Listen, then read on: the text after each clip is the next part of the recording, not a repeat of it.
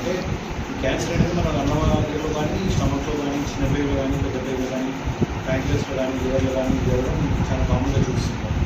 So వీటన్నిటికీ మనం ఒక ఎక్కడ చూసినా కూడా పేషెంట్స్ నెంబర్ ఇంక్రీజ్ అవుతూ ఉంది. ఈ వ్యాధులతో సఫర్ అయ్యే వాళ్ళ నెంబర్ రోజు ఇంక్రీజ్ అవుతున్నట్టు మనకి ఎప్పుడైనా కూడా ఒక కాంప్రిహెన్సివ్ డైజెస్టివ్ కేర్ అనేది ప్రొవైడ్ చేయడం చాలా ఇంపార్టెంట్. సో ఈ విధంగా మనం యశోద హాస్పిటల్ సోమాజిగూడలో మేము టీమ్ ఆఫ్ 5 గ్యాస్ట్రోంట్రాలజిస్ట్ ఉన్నాము. హాస్పిటల్లో కూడా ఏంటంటే అధునాతనమైన ఎక్విప్మెంట్, ఎండోస్కోపిక్ ఎక్విప్మెంట్ కానీ అండ్ క్లినికల్ సర్వీసెస్ కానీ స్పెషలిస్ట్ క్లినిక్స్ కానీ especially informatory body disease clinic కానీ ఇవన్నీ కూడా మనం డిఫరెంట్ కన్సల్టెన్సీ ద్వారా మనం సర్వీస్ ఇవ్వడం జరుగుతుంది.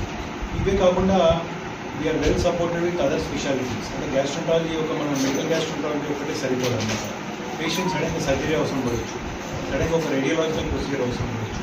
సో ఈ సందర్భంగా ఏంటంటే మనకి very well experience surgical team కానీ, రేడియాలజీ టీమ్ కానీ, పెథాలజీ టీమ్ కానీ, ఇంటెన్సివ్ కేర్ టీమ్ కానీ సడన్గా పేషెంట్ బ్లడ్ వామిటింగ్తో వస్తుంటారు, చాలా సిక్ అయిపోతారు. సో అట్లాంటప్పుడు ఏంటంటే మనకి గ్యాస్ట్రోంట్రాలజిస్ట్ ఒక్కరు కానీ సరిపోదు అనమాట. మనకి ఇన్ఫ్రాస్ట్రక్చర్ కూడా అంత ఉండాలి. ఐసీయూ ఇంటెన్సివ్ కేర్లో అన్ని సపోర్ట్ చేసే విధంగా ఉండాలి.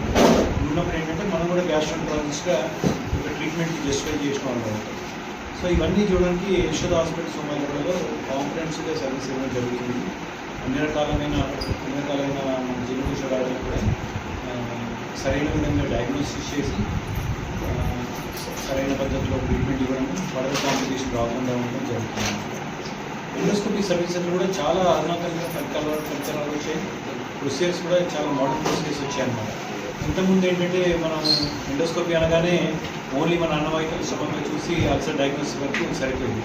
కానీ ఈ మధ్యకాలంలో ఎండోస్కోపీ యూజ్ చేసే చికిత్సా విధానం కూడా చాలా రకాలుగా వచ్చాయి.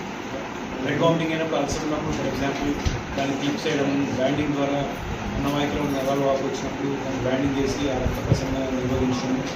ఇదే కాకుండా ఈఆర్సీపీ అంటాం, అంటే గాల్ బ్లాడర్లో నుంచి స్టోన్ జారిపడి బయలు పైపులో పడ్డప్పుడు ఎండోస్కోపీ ద్వారా సర్జరీ లేకుండా ఎండోస్కోపీ ద్వారా బయలు పైప్ స్టోన్ క్లియర్ చేసి తర్వాత సర్జరీకి వెళ్ళడం.